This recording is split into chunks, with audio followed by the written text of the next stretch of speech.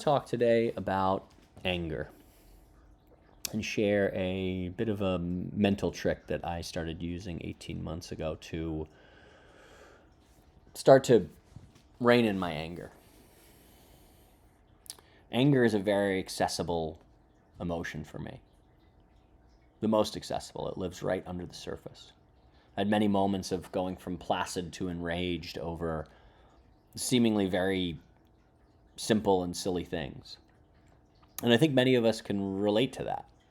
I think there feels like there's a lot in our society today to be angry at.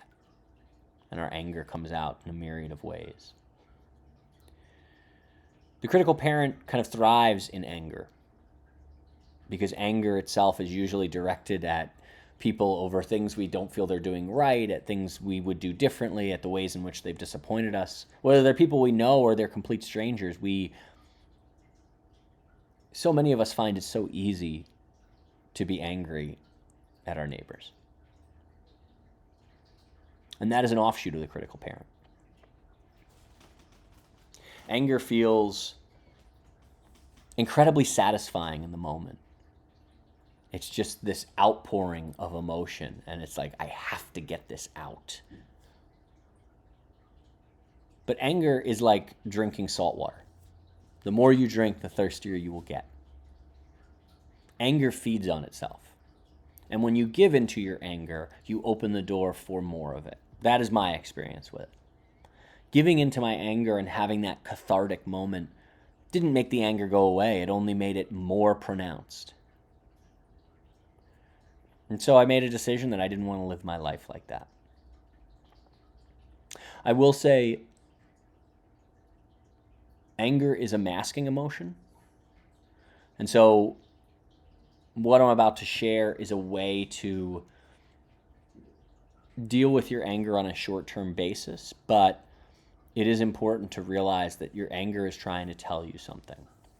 When I say anger is a masking emotion, I mean that it often is a stand-in for feelings of sadness, feelings of loneliness, feelings of disappointment, abandonment, feelings about somehow that, life is unfair and that there's something that your inner self is trying to get out, but the way that it comes out is anger because we don't want to deal with those other emotions. And so if you are struggling with feelings of anger, one, that's completely natural. Two, I will share what helped me kind of put it in this box. But three, I would also say don't ignore your anger. The idea is not just to shut your anger off because it is trying to tell you something.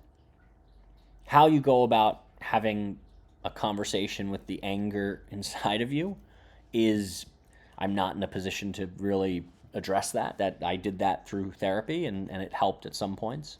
You could do it through internal family systems work, trying to commune with the parts of you where the anger is emanating from and really dig past the anger in conversation with yourself.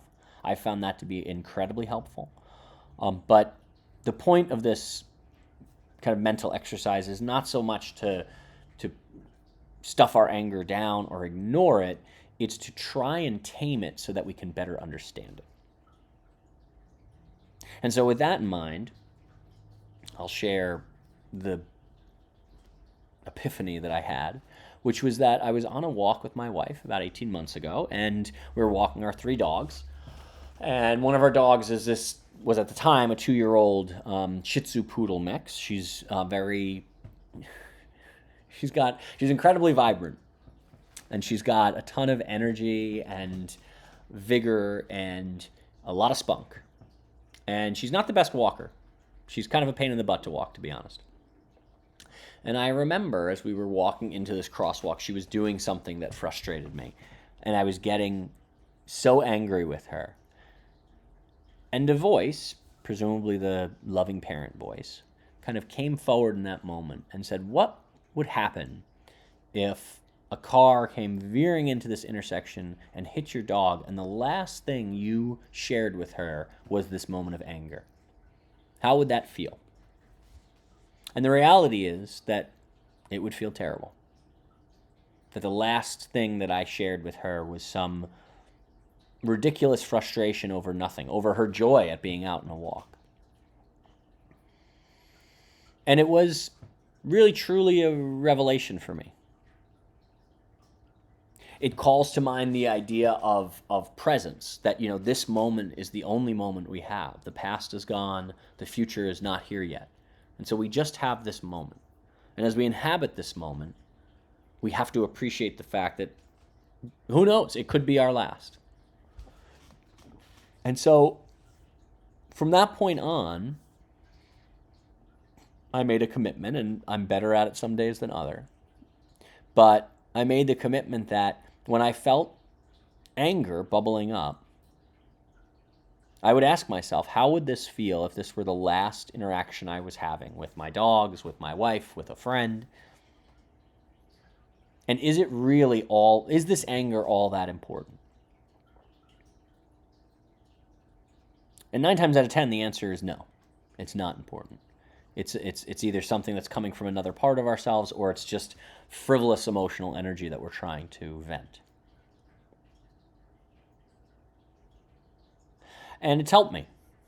It's helped me a lot to realize that I don't want my anger to define me. I don't want the last moment I share with someone to be words of anger or frustration, even if it's not directed at them. My wife has been a party to many tantrums that I've had that are not directed at her or at the dogs, just directed at some random thing happening at the house. But even those are harmful. And so this is a way to say, is this what I want to leave the world? This anger? And the answer is no.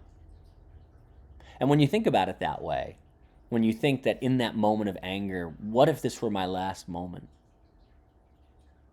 It really, for me, puts into perspective that it's not worth it.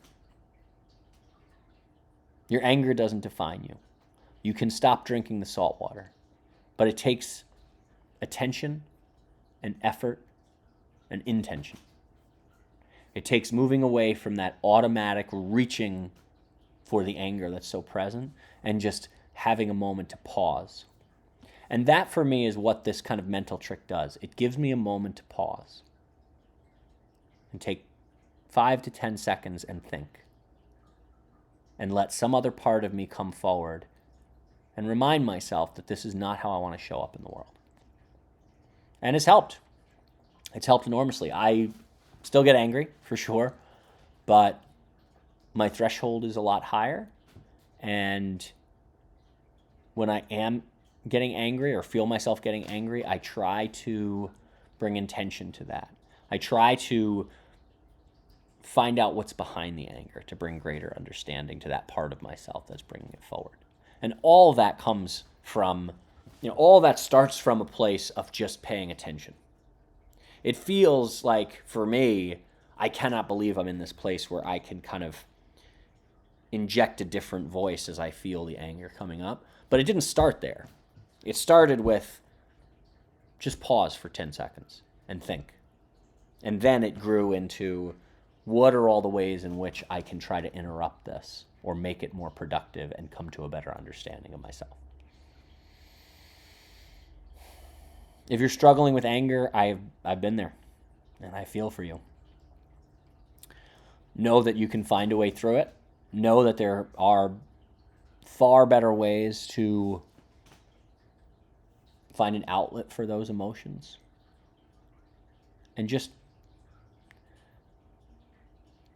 try to remember that it does not have to define you. The next time you feel that anger bubbling up, no matter where it is or who it's directed at, think about this. Think about what this would feel like if it were your last moment on earth, and this is what you were leaving, the last memory. And I think for the majority of us, we would say that's not what we want. You don't have to live your life that way. I wish you peace, as always. I wish you relief from any anger or burdens you're carrying today. Thank you for your practice, and I'll see you back here next time.